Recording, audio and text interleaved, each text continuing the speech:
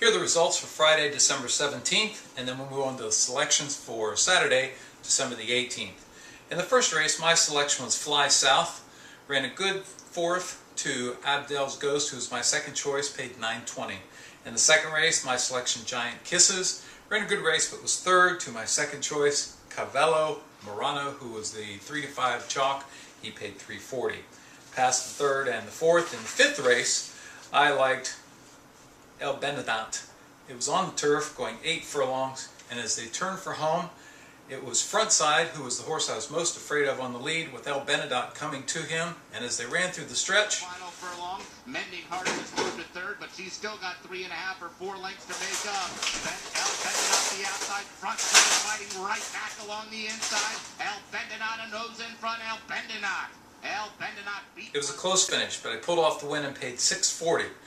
My third choice, Mending Hearts, ran third, so I had the winner, the exacta, and the trifecta. I passed the sixth race. In the seventh race, I had Casino Mick. He was the 4-5 favorite, had a clear lead into the stretch, looked like a certain winner at the 16th pole, went out of the blue, came past the Pasta Plessa, who was my third pick, who walked with the race, paid $23. In the eighth race, my selection was Far From Shy on the turf. He split horses in upper stretch, and then... Leches in with a shot as they come to the top of the stretch. And now off the turn, it's Minstrel Lisa in front. Far From Shy splits runners down toward the inside. And here she comes with her run. Tres Leches on the grandstand side. But a good run through from Far From Shy, and she's the one in front. Tres Leches chasing from the outer. She can't match strides with Far From Shy, who gets back-to-back wins. Much the best. I had triple the investment on him. He paid $3.60. I passed the ninth, and in the 10th, my selection was Holy Bling, who went off at a handsome 10-1, made a winning move on the turn, but then hung through the stretch and was a good fourth. So on the day, I had 2 winners and nearly broke even. So now let's take a look at the card for Saturday, featuring the Grade 2 William L. McKnight. And now the selections for Saturday, December the 18th. I'll pass the first race. The second race is the Maiden Claimer, going 8 furlongs on the turf. My selection is Miss Kitten. In fact, I'll double the investment on Miss Kitten in spite of the fact that she's a first-time starter. Miss Kitten has 2 strong angles going for her. First of all, she's a 2-year-old first-time starter for Wesley Ward. He scores with these on a regular basis. And secondly, Miss Kitten is the daughter of Kitten's Joy, who was a multiple graded stakes winning turf specialist. On top of this, Elvis Trujillo rides today. He's a strong rider for Wesley Ward. In fact, they team up to win 31% of the time. So for me, in the second race, it's Miss Kitten, double the investment. I'll pass the third. In the fourth race, we're back on the turf, again in a mile. This is a claiming event, non-winners of 3 lifetime. My selection is Much Fanfare. Much Fanfare comes down to Calder from running on a much stronger circuit in New York than the Irish circuit, and she's lightly raced. There are only 2 runners in here who have multiple wins on the grass, and Much Fanfare is one of those. Solid under Ibarcoa in the irons, 28% for the barn, and has a nice ROI when riding for the barn of $2.48 for every $2 invested. So I'll take double the investment on Much Fanfare in the fourth race today. In the fifth race, I'll pass. The sixth, I'll pass. The seventh is a starter allowance, going 6 furlongs. I'll take Poetic Princess in a bit of an upset. Poetic Princess lost last time out to Kara's Song when the 2 met. However, on that day, Kara's Song was riding a 5-race streak where she had run strongly, 1 race right after the other, and Poetic Princess was coming off a layoff. Since that time, Poetic Princess has fired a best of 32 bullet.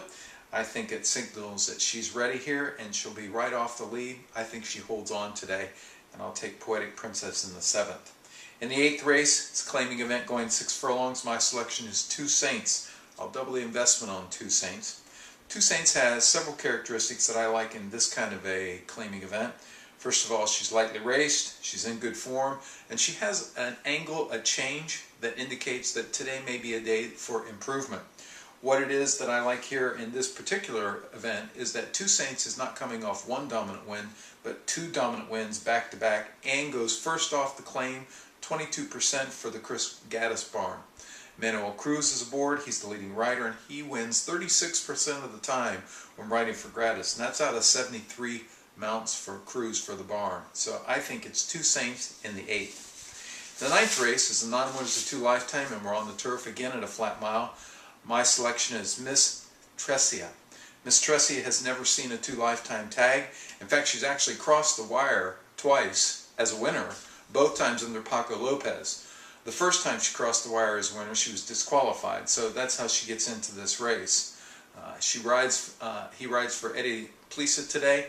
Eddie Plisa has been known for years. When he works his horses and he has a 1 mile workout followed by a shorter workout, he's serious. That's the characteristic with Miss Triessa.